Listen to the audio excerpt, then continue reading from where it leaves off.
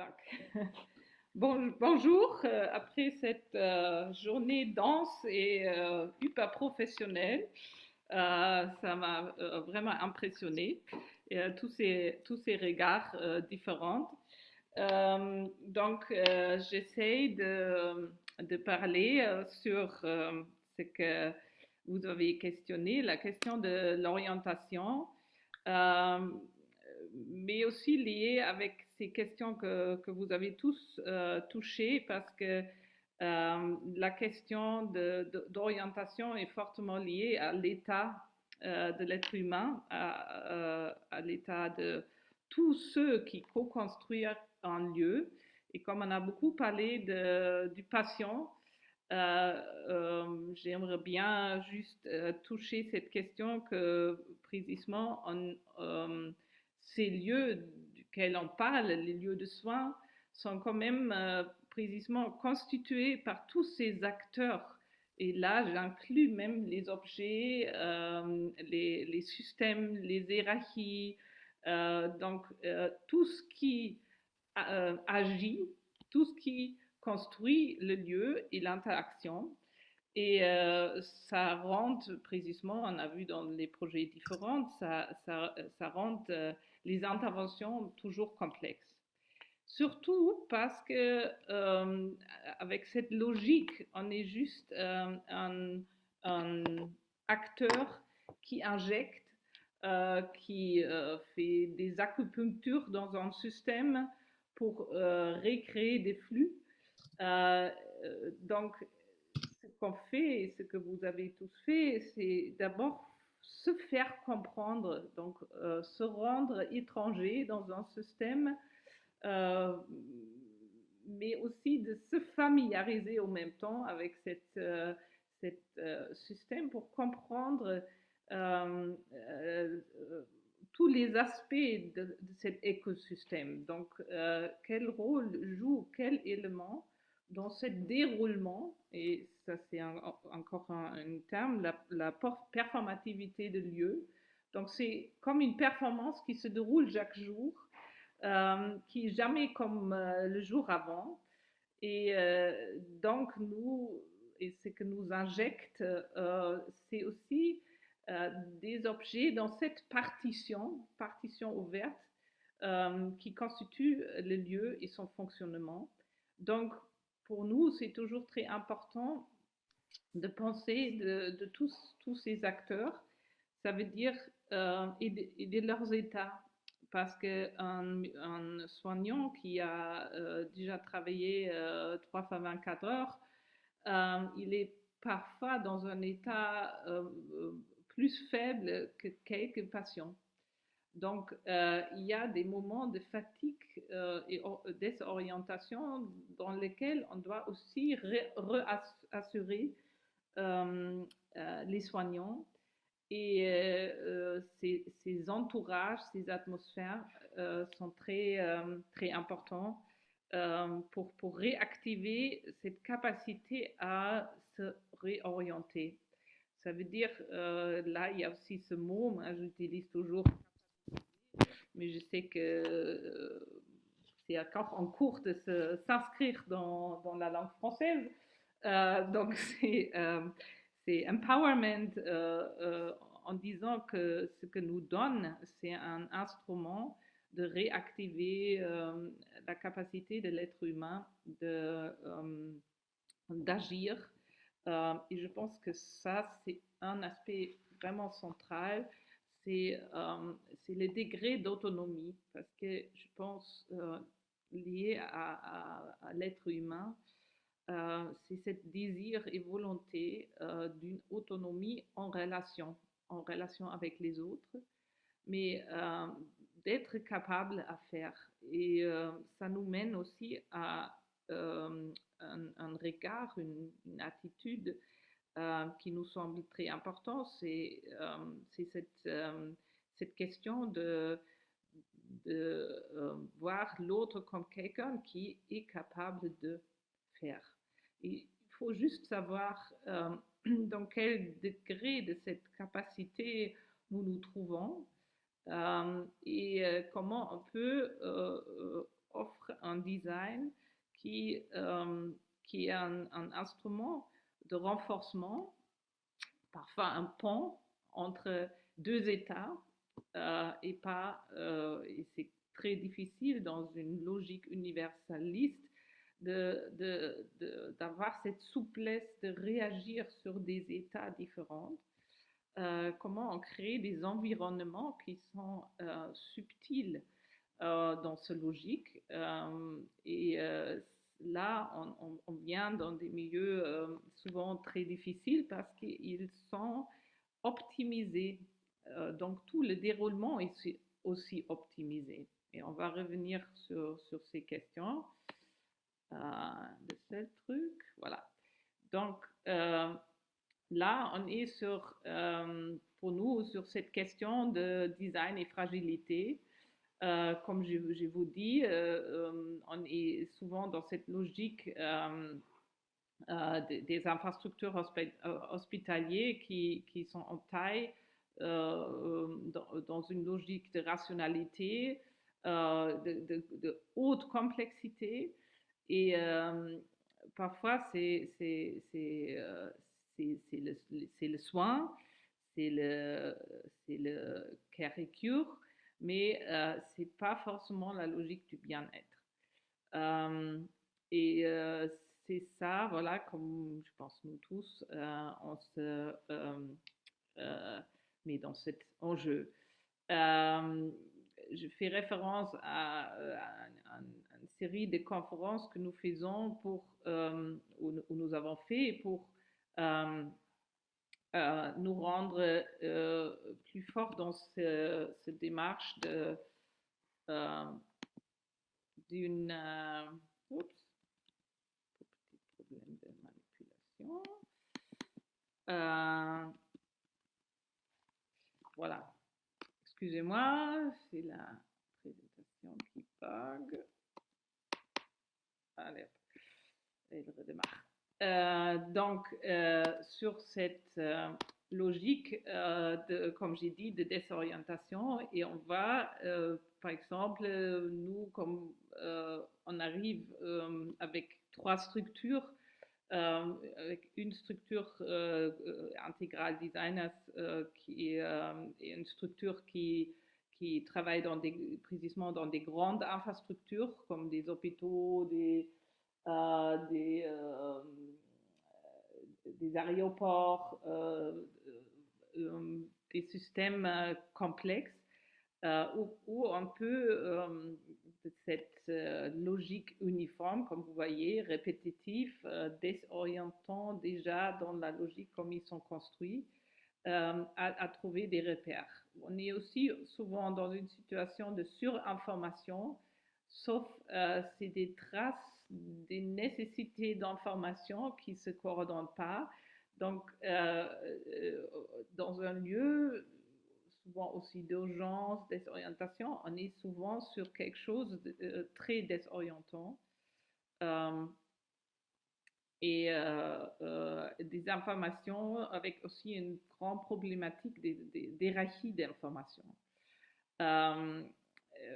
Donc, tout ça, et comme j'ai dit, on est dans cette performativité de lieu.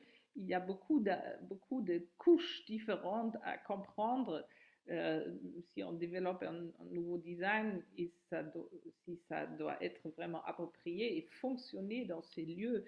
Il faut comprendre ces couches, par exemple, aussi enjeu des médecins, que leur nom est inscrit dans une certaine taille, dans un certain lieu, à partir d'une question des entités qui ont aussi parfois une concurrence ou une importance administrative, mais pas forcément une importance dans la logique de fonctionnement de lieu. Donc, on est dans toutes ces questions et ça, c'est quelque chose qui, pour nous, c'est très important. Tout ça, ce que j'ai dit, c'est une introduction d'un projet que je vais vous montrer après, mais juste pour comprendre que notre approche est précisément celui de dans des projets de recherche de petite taille, venir à une logique aussi de grande taille, comment on peut changer la narration d'un lieu et à travers la narration aussi le fonctionnement d'un lieu. Par exemple, avec la signalétique, et avec cette rythmisation d'informations et la création d'une atmosphère euh, avec cet instrument. Donc, ça sont juste des exemples des projets signalétiques que nous avons fait dans les hôpitaux. Là, on est par exemple à Bâle dans l'hôpital d'enfants. Et souvent, on est, avec toutes nos idées, aussi en face d'une architecture ici très valorisant, haute qualité, atmosphérique.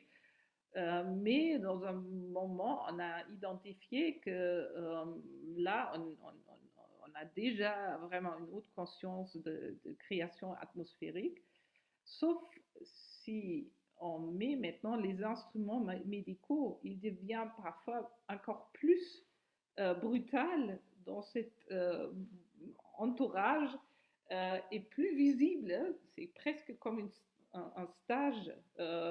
Qu'il y a aussi une problématique, donc on voit cette complexité d'interaction de tous ces éléments. Là, par exemple, c'est aussi une problématique que les structures sont en forte dynamique. Donc, si on installe quelque chose qui est permanent, durable, euh, on est parfois vraiment dans la contradiction avec la logique des hôpitaux. En ce moment, on le voit, la nécessité de transformation des structures pour réagir sur des situations exceptionnelles. Et souvent, on n'a pas la capacité. Ici, par exemple, nous avons travaillé avec un élément, c'est l'hôpital d'enfants, avec un élément très simple, avec de raconter des histoires et des narrations avec des tout petites figurines en photographie, et ça crée un élément reconnaissant, mais ça crée aussi toute une histoire dans l'hôpital, et ça joue en plus avec la question du taille. Donc, par le taille de ces figurines, on a tout de suite réduit cette logique de grande échelle. Je touche vraiment des petites choses. Là, on était sur un projet à Vienne, dans un EHPAD, des personnes troisième âge qui, une grande partie des personnes juives, encore avec des numéros tétovés, donc une histoire lourde avec des états et des orientations différentes. Bref, il y a eu une fondation, ils ont reçu d'argent, ils ont construit une nouvelle maison, et la vieille villa dans laquelle les patients étaient accueillis était transformée dans une vraiment belle architecture, mais très froide, très brutale. Et donc, c'est une initiative où il y a eu très peu d'argent. Et on a dû vraiment faire une improvisation. Comment on peut rendre avec très peu de moyens ce lieu plus humain. Donc parfois on est dans la logique réparation. Et là, c'était déjà garder les œuvres d'art des habitants qui ont eu plus ou moins valeur, et de leur quand même mettre dans un cadre moderne, ces œuvres ont eu un rôle dans la vie des patients mais aussi dans la vie collective des patients, une valeur très forte repérage. Donc, ce que nous avons fait, et c'est un terme qu'on utilise souvent, on a essayé de repoétiser le lieu et utiliser la signalétique pour aussi créer cette atmosphère. Je fais vite, on a choisi des citations et, comme j'ai dit, on n'a pas eu vraiment des budgets. On a parlé avec le Théâtre national de Vienne et qui nous ont donné immobilier de leur scène pour aménager le lieu. Et il y a eu deux effets. C'était l'effet que déjà les patients se sentaient mieux dans les lieux, mais c'était aussi tout le personnel et les visiteurs, ceux qui visitent leur personne aimée, l'ont vu dans un entourage beaucoup plus digne et voilà, on a travaillé sur la question des rêves, etc. Donc, pour nous, cette question d'atmosphère joue un grand rôle. Milieu, environnement, ambiance particulière, un lieu et dont on subit l'influence. Donc, ça, c'est un projet dans un hôpital psychiatrique pour enfants à Bâle, aussi à Bâle, où on était demandé par les soignants de leurs idées oui, de revoir presque un concours d'architecture parce que aussi là, plusieurs structures individuelles qui étaient rassemblées à un grand bâtiment futur. Et ils ont lancé un concours d'architecture et les soignants ont eu peur que tout l'aspect du lieu créé dans lequel ils font le soin, donc les vieux villas avec l'odeur, avec la sensualité, avec la matérialité, était pour eux un vrai aspect du soin, un aspect qu'ils ont même intégré dans leur traitement médical. Et pour eux, c'était une vraie question. Donc, c'était toute une recherche sur ces questions de l'atmosphère et comment on peut recréer. On était allé jusqu'au ramasser tous les petits villas et construire avec les villas une nouvelle architecture. À la fin, ce qu'on a injecté, c'est de vraiment arrêter le concours et d'intégrer beaucoup plus les soignants dans ce processus de développer des critères qu'ils ont besoin pour avoir un lieu de soins sur lequel ils peuvent vraiment exercer leur métier. Et c'est intéressant, là, on est venu presque pour stopper le design en processus, l'architecture, etc., pour vraiment redéfinir. Et ça peut être aussi une intervention. Le non-design ou l'arrêt du design pour améliorer le processus, ça peut être aussi une intervention. Donc, je viens à un projet un projet qu'on a fait ensemble avec l'APA. C'est ce qu'on a appelé une maison de vacances. C'était l'unité de soins longue durée à Neuilly-sur-Marne. C'est c'était la question parce que ce lieu du soin a dû être rénové et les patients ont dû être déménagés pour quelques mois dans un autre bâtiment. Le bâtiment était pas loin, vous voyez plus tard le lieu. Mais la situation était qu'il y a eu des personnes qui ont jamais quitté les lieux. C'est une grande partie troisième âge, mais qui étaient jamais sortis de ce bâtiment.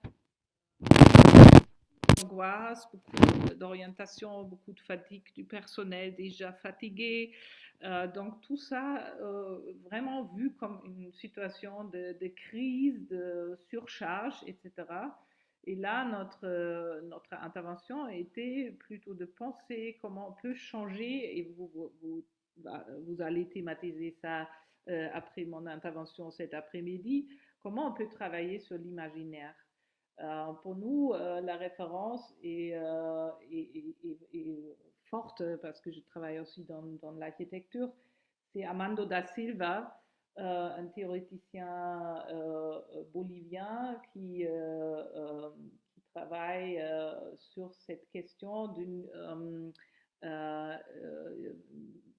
imago urbano, imaginario urbano, donc sur cette question comment déjà avec cette autre, et c'est pas un projet de marketing, mais de identifier les ressources existantes et comment on peut, avec celui-là, écrire une nouvelle narration de lieu, créer un nouveau regard et avec cet imaginaire, impulser tous les acteurs de co-créer cet espace dans une manière différente et d'accepter aussi un processus vers cet imaginaire. Là, précisément, on a transformé cette logique d'un déménagement forcé à une logique de vacances. Vera, De dire, il vous reste pardon? 2 minutes. Il vous reste 2 minutes, du coup. Ok, très vite. Donc, on a fait précisément cette transformation de ce lieu en disant qu'est-ce que sont, ça c'est le lieu, de nouveaux lieux d'accueil, comment on peut, avec cette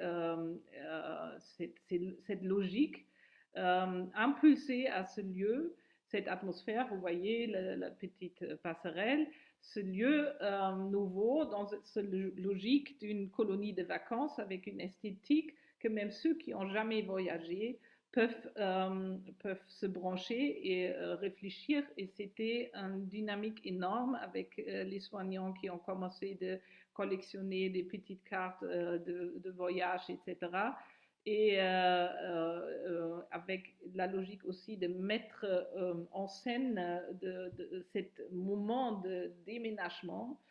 Et c'était une dynamique, ceux qui n'ont jamais fait la valise pour voyager ont commencé à faire les valises. Euh, et après, il y a eu presque un moment d'engagement où nous avons dû lâcher aussi, et c'est quelque chose qui est très important aussi dans ce processus de design, lâcher, avoir le contrôle sur le résultat final. Et pour nous, on a parlé de la question prototypage où notre collègue de son a eu un très beau terme que je ne retrouve pas dans ce moment, tant pis. Cette logique de faire une maquette temporaire mais appliquée. Là, on a travaillé avec un graffeur qui était sur lieu et qui a créé ces images. Et euh, cet moment de créer ce lieu comme ça, tout le monde a commencé à créer des éléments, à créer un petit truc pour déménager. Donc c'était vraiment un projet de, comment on dit, d'inversion de tout le monde, d'impact de tout le monde et créer ce lieu qui a finalement donné l'envie à quelque chose qui est vu comme quelque chose de lourd et dur. Euh, voilà, malheureusement, je pense que je n'ai pas le temps de présenter le dernier projet. Juste un mot, ça c'était sur. Et vous m'arrêtez, hein, juste en parlant. Euh, donc, c'est un hôpital et là, de Barthélemy-Durand.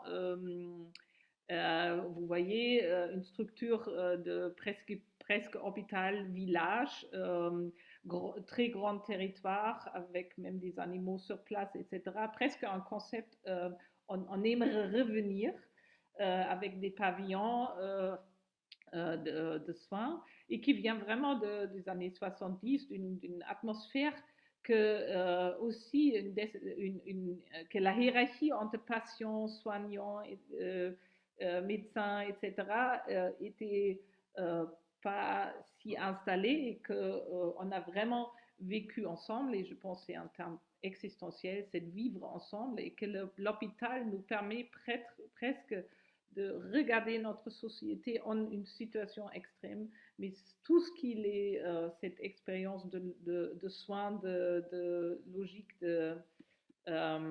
et une logique qu'on peut appliquer à toute la société.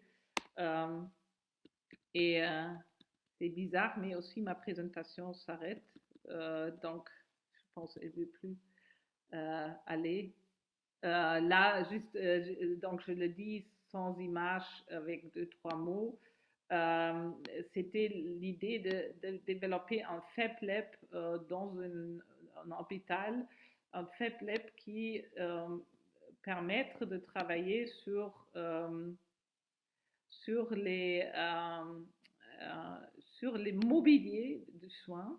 Donc là, on a à la fin développé dans un pavillon existant,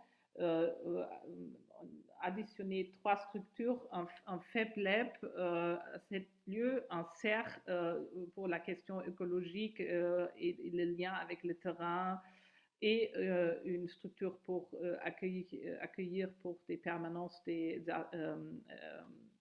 artistes. Et tout cet ensemble est vu comme une structure de lien entre la ville, entre un lieu de permanence, de soins de permanence et d'ambulance, et un lien comme un jaillir entre les lieux de soins, le patient et la ville et l'habitant. Et voilà, ça c'est un projet en cours, en discussion. Et notre proposition était vraiment de faire une structure comme ça. Voilà, je finis les photos et je m'arrête à parler. Merci beaucoup Vera pour cette belle présentation et extrêmement complète et panoramique. Donc une matinée extrêmement dense. Ça va être un peu difficile de mettre tout ce qui a été dit en perspective. Pour autant, on a une bonne demi-heure devant nous pour cette table ronde et pouvoir accueillir les questions. Donc, n'hésitez pas à poser vos questions dans Q et R. On en a déjà 3-4 à relayer. Alors, peut-être avant de passer aux questions, je vais faire cet exercice extrêmement périlleux d'essayer de pointer certains sujets dans la matinée qui pourraient éventuellement être des points de départ de débat pour cette table ronde avec tous nos intervenants. En tout cas, ceux qui ont tenu jusque-là, je les félicite, bravo. Alors, sur les questions peut-être que je peux pointer, donc c'est un point de vue un peu personnel et ça sera complété, j'imagine, par mes collègues Sophie, Anne, Marie, qui ne vont pas hésiter à intervenir. Alors, un premier point me semblait de souligner peut-être, donc comme on l'a vu sur les deux premières notamment interventions, l'importance de développer, de penser, peut-être de partager nos expériences en ce qui concerne les approches qu'on peut mettre sous le chapeau d'une evidence-based design ou evidence-based art, comment en fait la présence de la création, qu'elle soit design ou qu'elle soit art, participe réellement d'un effet, d'un impact sur la santé et les pratiques médico-soignantes dans les hôpitaux. Donc, première question importante. Deuxième point que je souhaitais peut-être souligner en introduction de cette table ronde, c'était, et c'est là une mise en abîme avec la journée d'aujourd'hui, ça a été également cité dans plusieurs projets, l'importance d'associer, d'impliquer, de sensibiliser les étudiants en art, en design, en architecture, qui sont donc nombreux aujourd'hui, puisque c'est une journée qui leur est dédiée et consacrée, pour instaurer durablement ces questions du soin, de l'hospitalité, du care et ce que le design peut apporter à ces questions pour les générations suivantes. C'est d'autant plus indispensable de pouvoir faire ce relais, cette transmission avec les étudiants d'aujourd'hui, avec les générations à venir, dans un monde où on constate tous aujourd'hui ensemble notre vulnérabilité, et une vulnérabilité qui est mondiale, une vulnérabilité qui est universelle. Donc, on peut de moins en moins dire que c'est telle catégorie de population qui est fragile ou telle autre qui est vulnérable. En réalité, avec la crise sanitaire d'un côté et la crise climatique de l'autre, nous vivons tous très profondément, psychologiquement, physiquement, psychiquement, professionnellement, économiquement, cette question de la fragilité et de la vulnérabilité partagée. Et je pense vraiment très profondément que si le design a une vocation dans les 50 prochaines années, c'est quand même de s'atteler à cette tâche-là de la vulnérabilité, qui, de surcroît, est réellement au cœur d'une éthique. Voilà, donc troisième point que je souhaitais souligner pour donc lancer cette table ronde, je vais aussi souligner les absences, c'est-à-dire les termes, les questions qui n'ont pas été soulevées et où ça m'a interrogée. Et en particulier la question de la violence, parce qu'on a beaucoup parlé de contenance, de contention, d'enveloppe, et c'est d'ailleurs Enguerrand Chauve, qui est un de nos stagiaires adorés, pose aussi cette question-là, qui dit voilà, que les arguments soignants, comment gérez-vous les arguments soignants qui vont souvent trouver comme faille à des méthodes de contention alternatives le manque de prise en compte des risques de comportement auto-agressifs, mais également hétéro-agressifs que peuvent présenter certains patients.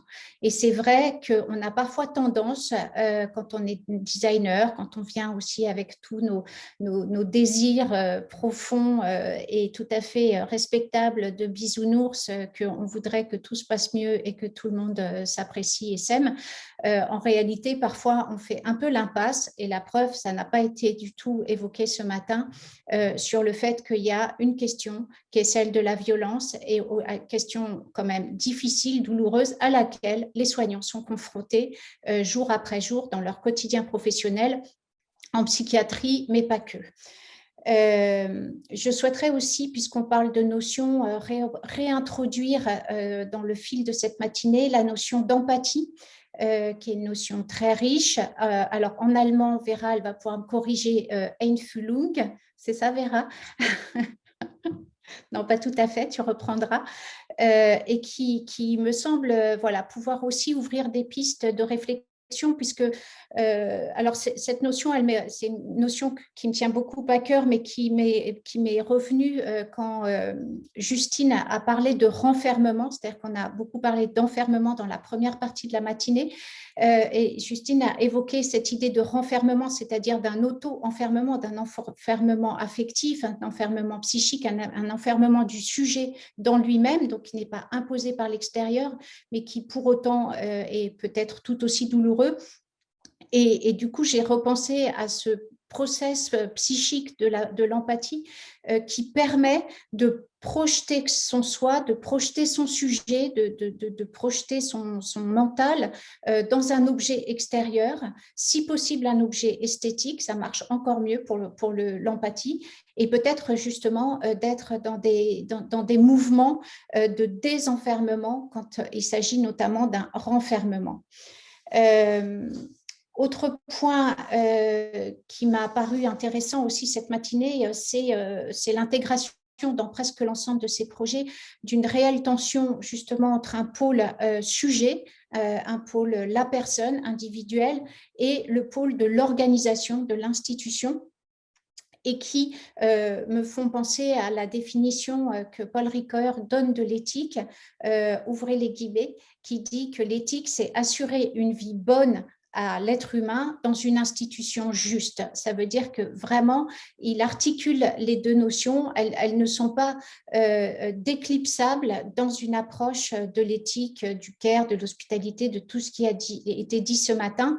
Et je trouve ça formidable de bien garder les deux parce qu'il peut arriver en design que parfois on se concentre vraiment sur un objet et qu'on perde de vue peut-être la dimension systémique de cet objet. Or, la question de la justice de l'institution, elle est tout aussi indispensable finalement à la pensée d'un design du care ou d'un design d'attention où il y a eu un design de relations, il y a eu plusieurs manières de nommer, je dirais, cet élan qui nous est commun de réintroduire de l'attention, de la sollicitude, de l'autonomie, enfin voilà, tout ce qu'on a dit.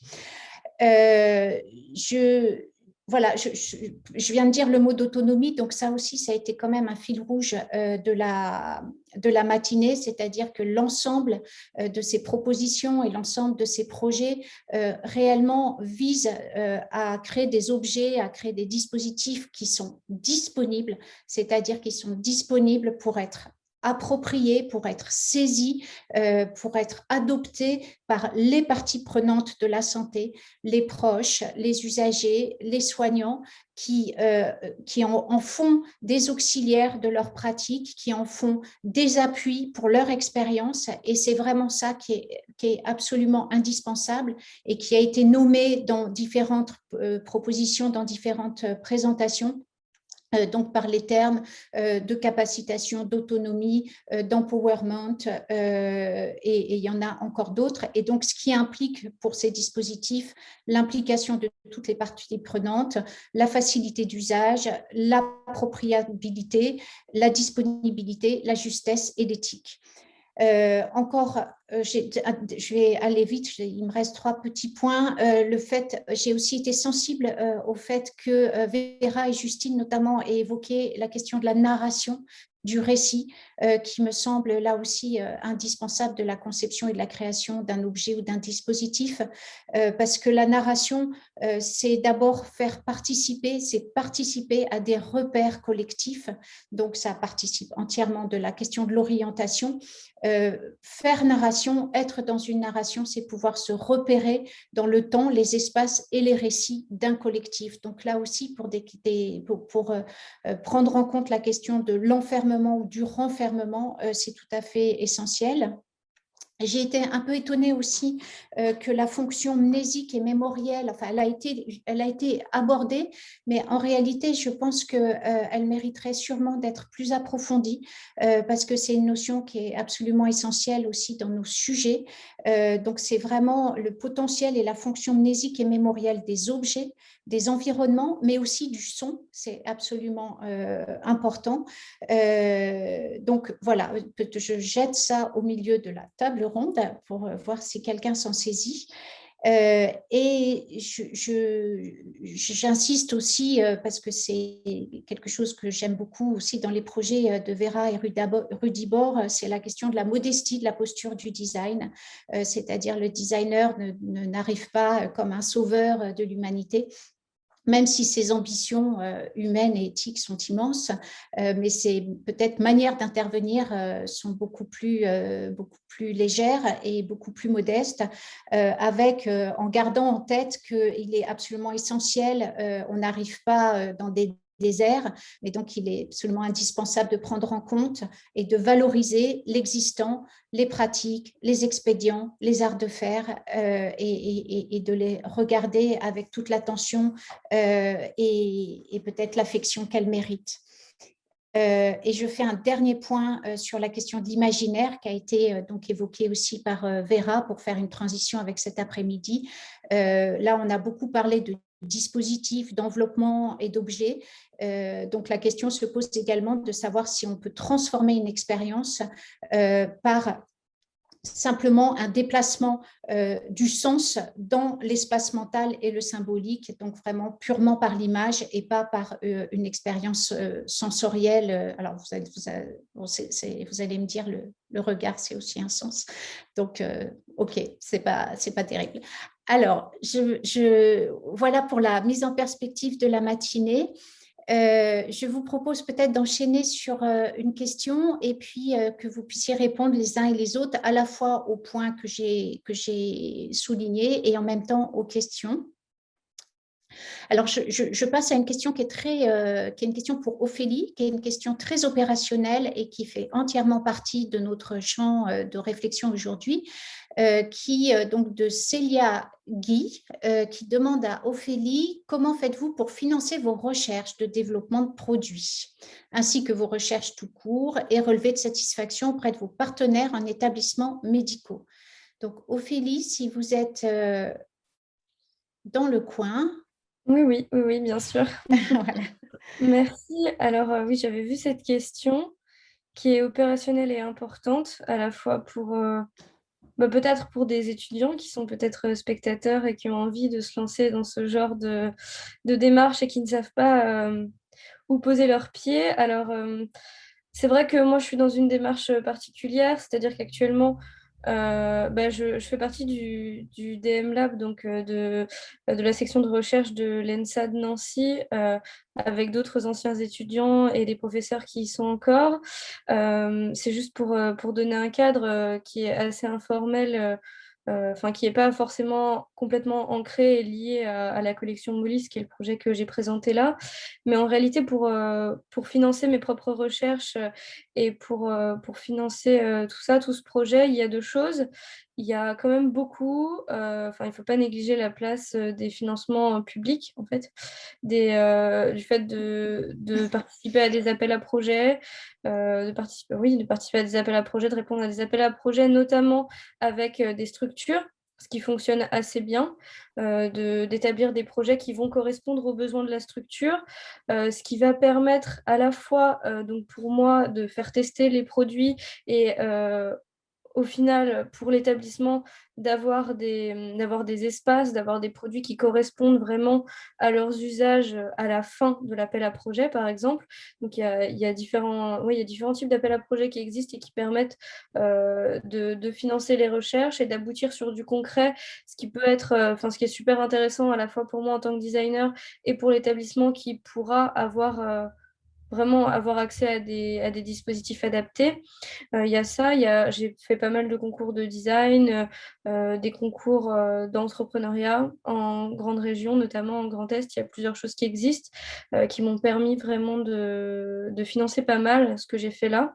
J'ai aussi eu une bourse de recherche pendant un moment en étant en incubateur. Donc voilà, mes recherches sont quand même beaucoup basées sur ce type de financement-là.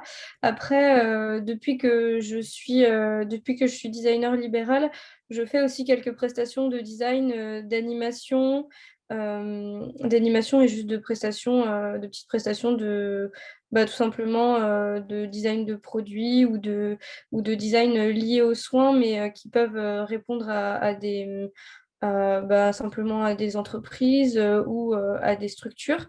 Et donc, c'est aussi ces prestations-là qui me permettent de financer ce que je fais. Mais vraiment, il y a beaucoup de structures de financement qui permettent de faire naître ce type de projet. Et il y a des financeurs qui cherchent ça, notamment France Active. France Active qui est un dispositif français. Donc moi, j'ai plutôt échangé avec France Active Lorraine, mais il y a France Active France, donc il doit y en avoir plusieurs, avec différents dispositifs qui permettent à des financeurs, des banques, des banques, des gros organismes qui veulent financer des projets qui sont engagés socialement, engagés dans la santé, etc. Enfin voilà, j'ai fait pas mal de veille là-dessus. Et donc voilà, c'est un mélange de chiffre d'affaires, de prestations, mais quand même beaucoup de bourses de recherche et de concours pour les financements. Voilà. Merci beaucoup, Ophélie, pour cette réponse. Je vais peut-être passer à la question suivante, sauf si quelqu'un veut apporter des éléments complémentaires sur le financement. Non. Bon. Alors, je vais reprendre la question d'Enguerrand parce que non seulement je n'y ai pas répondu, mais j'ai juste redoublé sa question. De savoir donc comment vous gérez les arguments soignants. Donc ça s'adresse en particulier à ceux qui portent vraiment des projets au cœur des services de soins sur la question contention enveloppe. Comment vous arrivez à gérer cet argument ou ce contre-argument de l'auto ou de l'hétéro-agressivité des patients? Est-ce que quelqu'un a cette expérience-là? Je peux répondre de mon expérience. Oui, bien sûr. De mon expérience, donc cette question m'a interpellée parce que c'est vrai que ça a été plusieurs fois mis à l'honneur, entre guillemets. Enfin, ça a été plusieurs fois souligné par les professionnels de santé, la question de la violence, parce que ben, forcément, quand j'ai commencé à avoir l'idée de développer des dispositifs physiques, j'ai déjà énuméré tout ce qui existait dans les services et il y avait déjà beaucoup de choses qui étaient faites déjà pour contenir la violence, que ce soit des pièces adaptées pour laisser, ben, là je parle d'enfants en IME par exemple, pour les laisser se défouler, des pièces complètement adaptées avec plus rien qui est à leur niveau, même les radiateurs au-dessus des fenêtres, avec vraiment plus rien, aucun danger pour eux. Et donc, je me suis retrouvée, moi, déjà face à des soignants qui cherchaient des solutions pour proposer soit des espaces de relâchement de la tension qui vont être sécurisants, mais avec, il y a quand même vraiment cette notion de contenance quand même, donc on n'est plus sur des salles capitonnées comme on peut l'imaginer dans l'imaginaire collectif, mais il y a quand même cette recherche dans les établissements que j'ai rencontrés de laisser des espaces assez vides, qui ne soient pas trop stimulants sensoriellement justement, pour permettre ben là, aux enfants de vraiment relâcher toute la pression sans se blesser, sans être un danger pour eux-mêmes, sans être un danger pour les autres. Donc déjà, il y a ça, de mon expérience, c'est ce que j'ai vu. Et la demande des soignants là-dessus, ça a été, voilà, est-ce que vous avez des choses qui vont être facilement déchirables, qui ne vont pas être un problème? Enfin voilà, le fait de pouvoir se défouler sur quelque chose qui ne va pas être un danger pour l'enfant, en tout cas pour la personne qui se relâche, ça, c'est quelque chose qui m'a été demandé. Aussi, voilà, comment est-ce qu'on peut adapter une pièce pour qu'elle ne soit pas dangereuse? Donc voilà, il y a toute cette question de la pièce, de l'espace qui reste incontenant, puisque c'est souvent un cube, une pièce très vide. Et sinon, moi, ce que j'ai rencontré, c'est aussi, en fait, la réponse pour moi, elle est aussi beaucoup dans la question de la prévention, encore une fois. C'est-à-dire que tout simplement, les objets que moi j'ai développés, ils ont été à la base faits pour proposer des moments d'apaisement et de bien-être dans l'espace collectif afin de prévenir ces types de troubles du comportement qui peuvent mener à la violence. Et donc, il y avait déjà des protocoles mis en place pour certains enfants et certaines personnes qui vivent dans ces lieux que j'ai visités. Il y a des protocoles qui sont mis en place quand, par exemple, quelqu'un commence à montrer une stéréotypie ou quelque chose, un signe d'agitation.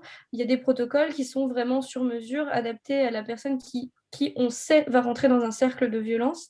Et je sais que tout simplement, les produits que je développe ont permis de diminuer sensiblement sur le long terme le nombre de crises qui vont mener à la violence.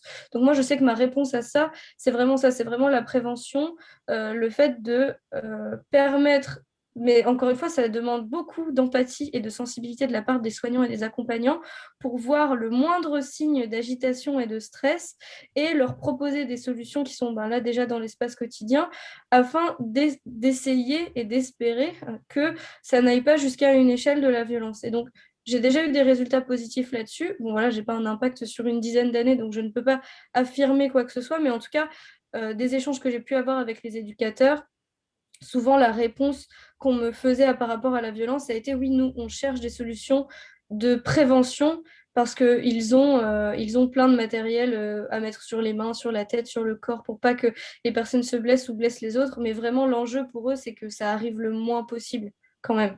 Et moi, c'est sur ça que je me situe. Voilà ce que je pouvais apporter. Merci Ophélie pour cette réponse vraiment très, très complète. Et effectivement, on est nous aussi autour des questions de chambres d'isolement et d'espaces d'apaisement sur lesquels on travaille à distinguer très régulièrement ce qui relève de la prévention et ce qui relève réellement des alternatives, sachant que tout ce qui touche à la liberté, à la contention, à la mise en chambre d'isolement, etc., c'est vraiment défini comme un dernier recours. Donc, nous aussi, on investit plutôt cet éventail, cet espace de qu'est-ce qu'on peut faire pour éviter ce dernier recours. Et pour autant, ça n'empêche pas qu'il y a un énorme travail pour transformer complètement les atmosphères, pour le coup, et l'environnement de lieux comme des chambres d'isolement qui sont encore aujourd'hui, dans bien des cas, plus punitives que rassurantes. Peut-être, Luc, vous vouliez intervenir. Pour le partage d'expérience, Moi, je suis resté pendant quasiment 3 à 4 semaines. Donc, j'allais régulièrement à l'hôpital Paul Brousse, comme dans un espace qui était dédié. Et vous remarquez, en fait, vous êtes là, vous êtes assis, vous attendez, en fait, que le médecin arrive et que vous accompagne dans les chambres pour faire les visites, etc. Et là, vous êtes vraiment confronté à la violence. C'est surtout les traits d'aimant. C'est que déjà, ils viennent vers vous. Parfois, ils se prennent par la main, mais de manière assez directe. Donc, vous qui n'êtes pas habitué, vous faites un petit rejet gentiment. Et deuxième chose, moi je parle par rapport à mon expérience, hein, bien sûr, c'est que moi je crois que personnellement, je n'ai pas été formé en tant que designer et en tant que même enseignant à être confronté à une violence de dément, quoi. C'est de ça que je vous parle. Et l'expérience qu'on avait fait, ça a été vraiment catastrophique. Je vous donne qu'un exemple. Comme dans le protocole, on avait prévu de mettre juste une personne dans une chambre, le faire écouter, à un moment, le médecin se retrouvait à mettre une deuxième personne parce que la deuxième personne s'agitait énormément et se blessait, quoi. Le met à côté de nous, il était à peu près à 1 mètre, on diffuse la musique. La personne qui était en face de nous, il écoutait, mais il était agité. Et le fait de voir l'autre qui s'agite, eh ben, ça a complètement chamboulé l'expérience. C'est devenu un état de rapport de force entre les deux patients. Et heureusement qu'il y avait les médecins qui étaient là. Et là, tout de suite, il y avait le personnel soignant qui était arrivé. Et là, l'expérience, c'était foutu. Donc, moi, en tant qu'observateur, je me suis retrouvé coincé. Je me suis dit, mais qu'est-ce que je fous là? Et heureusement que les médecins, heureusement qu'il y a un encadrement médical autour et qu'ils font, non, c'est rien, c'est normal. Donc, voilà, donc j'étais confronté comment dire, sur les 20, les 15 étaient vraiment en état d'aimant. Et pour finir, ce qui est malheureux quand même, comme j'ai quand même gardé contact avec eux indirectement, bah, ils sont tous morts à cause du Covid, là. Donc, je ne peux même plus refaire l'expérience avec ces patients parce que bah, il n'y en a aucun qui a tenu le coup, quoi. Parce qu'ils sont tellement agités, donc on ne peut même pas donner de médicaments, faire des perfusions, etc. C'était très, très compliqué pendant la première période de confinement. Donc maintenant, je n'ai plus personne. Donc, il faut que je recommence. Voilà. Un témoignage douloureux. Oui. Est-ce que quelqu'un d'autre voulait prendre la parole encore là-dessus? Vera, tu voulais dire quelque chose? Oui, juste très courte, je pense, c'est que les deux témoignages montrent qu'on est dans une chaîne de violence. Il y a des violences différentes qui interagissent, c'est des violences structurelles, violences de lieu, violences des histoires personnelles, etc. Et je pense que c'est important d'identifier cette coïncidence et réaction de ces violences différentes, aux pouvoirs différents, etc. Et ça va jusqu'au, j'ai thématisé les hiérarchies, mais les rôles qu'on a dans tout ça. Et je pense que c'est une chose dans ces processus de design que, comme dans notre société, d'arriver à vivre avec des ambivalences. On agit dans un système qu'en même temps, on doit mettre en question et parfois on arrive à des propositions temporaires qui fonctionnent, qui améliorent, mais qui doivent quand même se mettre aussi en question parce qu'il faut peut-être même reformuler, repenser le système en total et comment on peut faire ça, faire des réformes, des rénovations, des réflexions et en même temps d'améliorer. Je pense, pour moi, c'est une des questions clés.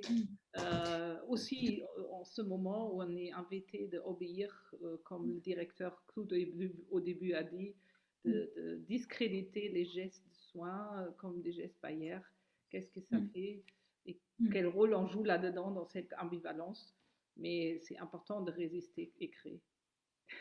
Oui, tout à fait. Tu as tout à fait raison de faire ce rapport de chaîne de violence. Effectivement, ce qu'ont dit Luc et Ophélie l'illustre en quelque sorte, mais ça renvoie aussi du coup à la question de la sécurité, c'est-à-dire comment on anticipe la violence et comment cette question de la sécurité finalement, elle devient un des paramètres un des paramètres principaux de la production des espaces et des objets. Or, il y a un certain nombre d'études qui ont montré que plus il y a d'objets sécuritaires, donc vraiment au sens de sécuritaire dans des services et notamment dans les unités de soins intensifs où il y a de la violence, et plus il y a de violence. Plus il y a de recours à la chambre d'isolement, à la contention. Donc, on est vraiment dans une chaîne de violence aussi au regard de ce qu'on propose en anticipation à ces comportements de violence qu'on imagine. Et finalement, moins il y a d'objets sécuritaires et moins il y a de violence. Donc ça, c'est quand même assez essentiel je trouve, dans la démarche de design, de déconstruire ça.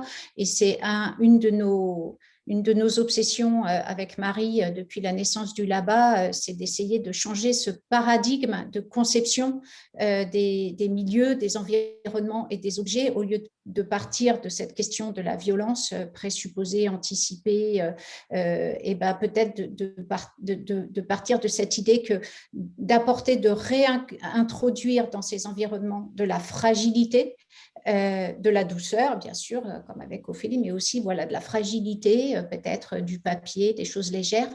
Et finalement, ça peut permettre de désamorcer aussi des envies et des comportements agressifs, sans que ça mette personne en danger, puisque de toute façon, ça résiste pas quelque part. D'ailleurs, on a aussi ce débat-là avec Julien autour de Psyson, cette micro-architecture sonore. Est-ce qu'il faut qu'elle soit super robuste, forte, hygiénique, etc. ou est-ce qu'elle doit porter cette idée d'une fragilité partagée?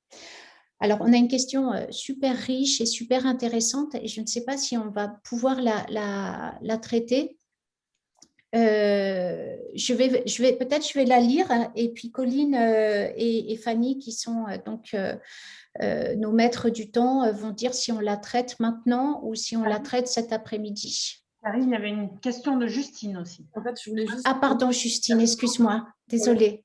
Je fais juste un point maître du temps en tant que, maître du temps bis en tant que régie. La régie vous parle. A priori, normalement, il reste 1 minute. Je vais faire assez vite. Alors, les questions qui sont dans le QR et qui ne sont pas traitées restent sous le coude et seront traitées ultérieurement. Vas-y, Justine, excuse-moi. Sur ce sujet passionnant, c'est vrai qu'on n'a pas tellement abordé, mais que maintenant on aborde sur la violence. En fait, donc on a parlé d'automutilation et d'autoviolence, mais en fait, je voulais juste dire que c'était très intéressant en fait, c'était vraiment, j'aimais beaucoup la démarche qu'avait bien expliqué Ophélie de prévention. Je trouve que c'est important, c'est un peu je pense notre but en tant que designer, c'est qu'en fait cette violence, elle est aussi créée par des émotions qui se passent à l'intérieur des patients.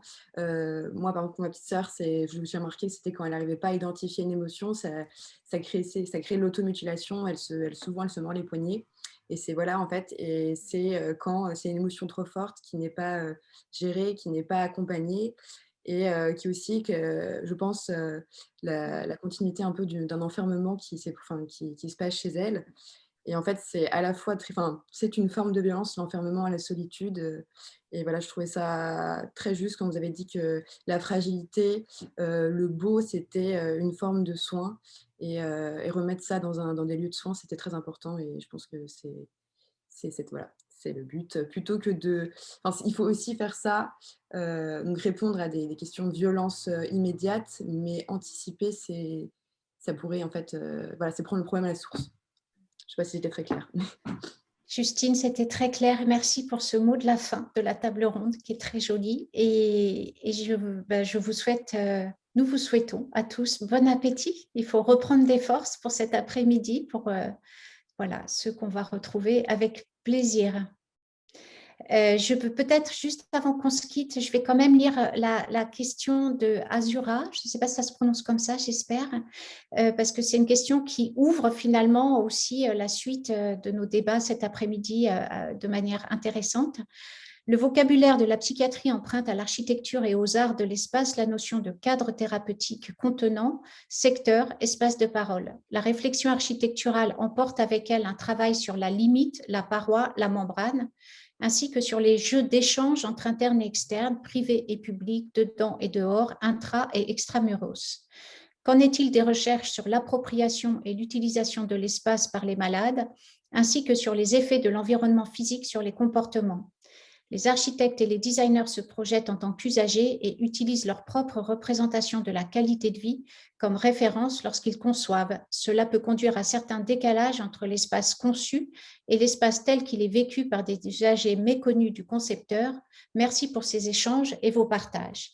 Merci pour cette très belle question qui rouvre des débats et de toute façon, la recherche, elle est largement en cours et donc nous continuons cet après-midi. Au revoir à tous. À tout à l'heure.